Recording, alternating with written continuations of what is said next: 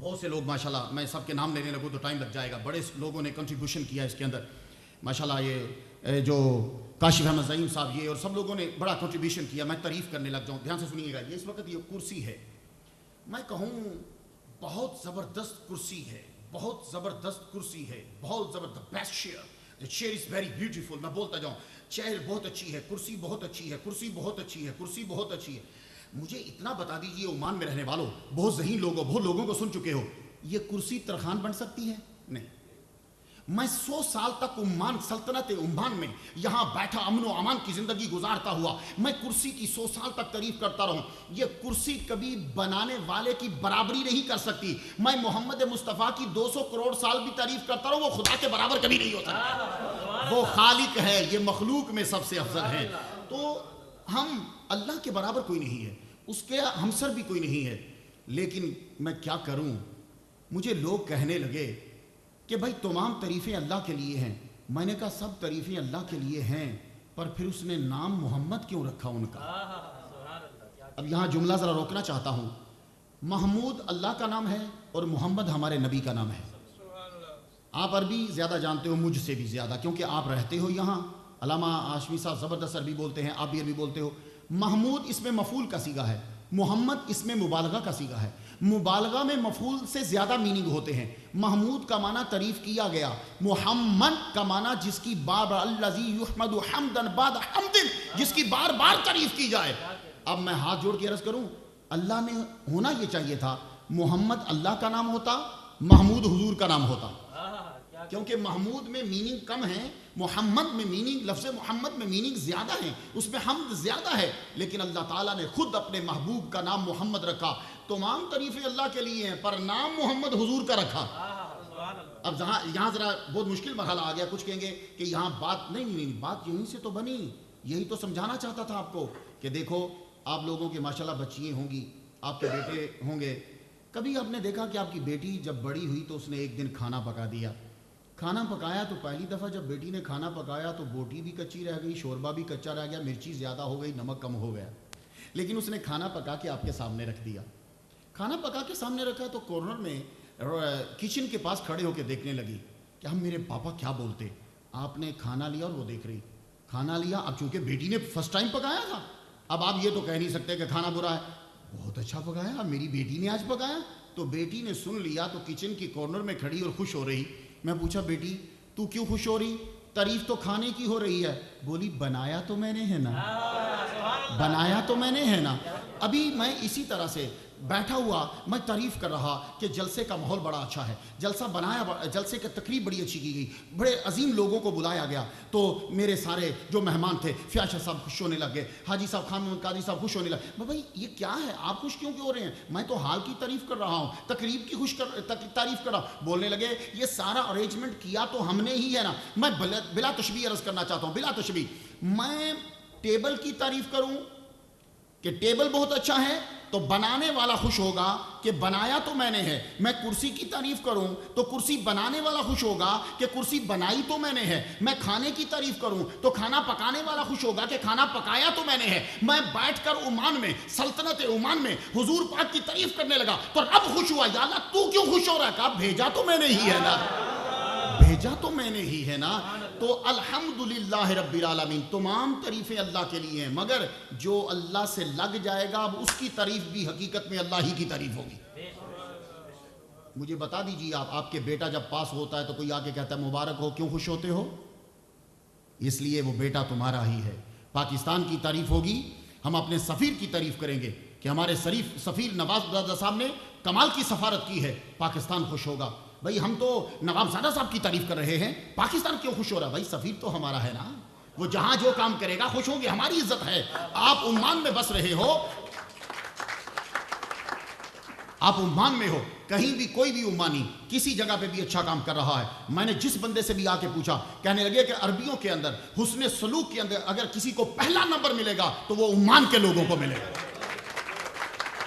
Politely یہ بولتے ہیں اور دوسروں کا خیال کس قدر رکھتے ہیں اور کتنی تیزی سے ترقی کر رہے ہیں. تو بس جب بادشاہ عادل ہو جائے تو ملک میں رزق کی فراوانی ہو جاتی ہے. یہ بات یاد رکھیے گا. رزق کی فراوانی اور خوشحالی اور ہر ایک آدمی جو ہے وہ خوش ہوتا ہے. تو میں عرض یہ کرنا چاہتا ہوں جس کی تعریف جو ریلیٹڈ ہوگا, ہر اچھی چیز کی تعریف جب ہوتی ہے تو وہ رب ہی کی طرف سے ہوتی ہے.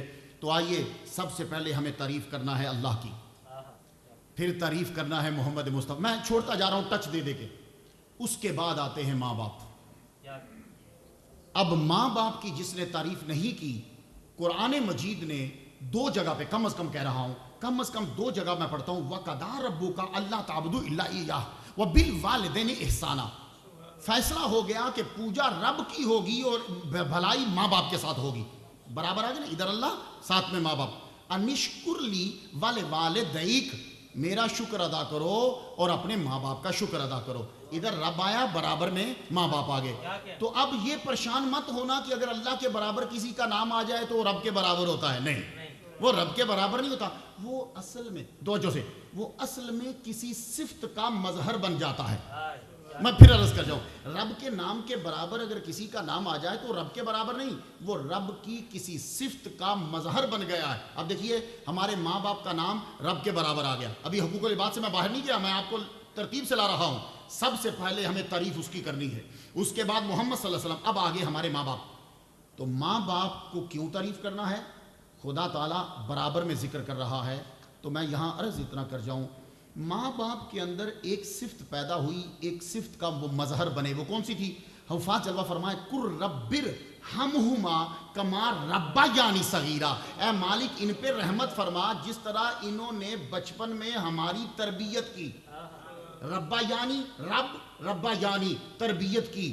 تو ایک صفت آئی تھی ابا میں, تربیت کی, وہ بھی ناکافی, پوری مکمل نہیں, تکمیل نہیں ہوئی. تو رب کہہ رہا ہے ان کو برابر لے آیا. اب میرا جملہ اگر سن لو تو وجدانی کیفیت دے گا کسی وقت میں. ایک صفت کا مظہر بنا میرا باپ, رب نے اس کا نام اٹھا کے کہا نشکر لی والے والدی کا. تو جو ایک صفت کا مظہر ہو اس کا نام تو اوپر آ جائے, میرے محمد مصطفیٰ تو ساری صفات کے مظہر ہے. اسی لیے میں 15 اکتوبر کو ترکی میں تھا, مجھے شوق ہوا کہ میں پرانی مساجد کو دیکھوں. تو میں نے ترکی میں حضرت ابو ایوب انصاری رضی اللہ تعالیٰ عنہ کی مسجد کو دیکھا, میں نے سلطان احمد کی مسجد کو دیکھا, میں ساری مساجد میں گیا. آپ سن کر حیران ہو جائیں گے, وہاں مساجد کے اندر ابو بکر, اس کے بعد اللہ اور محمد, یہ نام وہ لکھے ہوئے, عمر, عثمان, علی, حسن, حسین, سارے نام تمام مساجد کے اندر جو ہیں وہ انہوں نے لکھے ہوئے. تو بھائی اللہ, یہ برابری اس کا مطلب یہ نہیں کہ وہ اللہ کے برابر ہو گئے, نہیں, ساری مخلوق جو بھی کر لے وہ رب کے برابر نہیں ہو سکتی.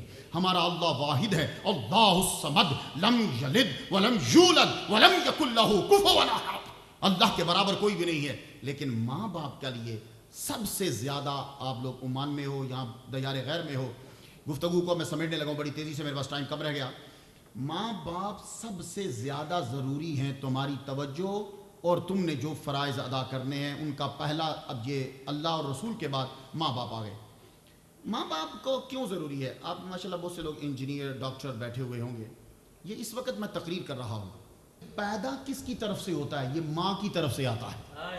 تو پتہ یہ میری باڈی کے اندر جو ہڈیاں اور ٹیشوز جو ہیں جنہیں پٹھے کہتے ہیں, یہ سارے باپ کی طرف سے ہیں, باقی سب چیزیں میری ماں کی طرف سے ہیں. اب مجھے بتاؤ, عمان میں, سلطنت عمان میں رہنے والوں, اس وقت تم جو بیٹھے ہو, تم جو بول رہے ہو, تم جو دیکھ رہے ہو, تم جو چل رہے ہو, یہ سب ماں کی وجہ سے ہے. تو جب اتنے احسانات ہوں گے تو حکم آیا کہ اب اس کے حقوق ادا کر. تیری ماں نے تجھے بڑی مشکلوں سے پالا, تیری ماں نے تجھے بڑی تکلیفوں سے پالا. نیو یارک کے اندر ایک یونیورسٹی ہے, کورنیل یونیورسٹی, اس کی بڑی ریسرچ ہے بچوں کے اوپر. ڈاکٹر لی سالک نے ایک ریسرچ کی ہے, میں بات کو سمیٹ رہا ہوں. ڈاکٹر لی سالک کیا ہے, بہت مشہور ڈاکٹر, اس نے ریسرچ کی. وہ بازاروں میں جب پھرا, جیسے میں سلطنت عمان میں آیا تو میں نے ہر جگہ صاحب جلالہ سلطان المعظم قابوس بن سعید المعظم, ان کی میں نے تصویر کو دیکھا, پتہ چلا کہ سب لوگ کتنی ان سے محبت کرتے ہیں, کہ اپنے دلوں میں اور اپنی جگہوں میں ان کی تصویر کو رکھا ہوا. تو اس نے جب بورڈ دیکھے تو وہ ایک جگہ گیا تو اس نے 466 بورڈ دیکھے, 466 بورڈز ماؤں اور بچوں کے.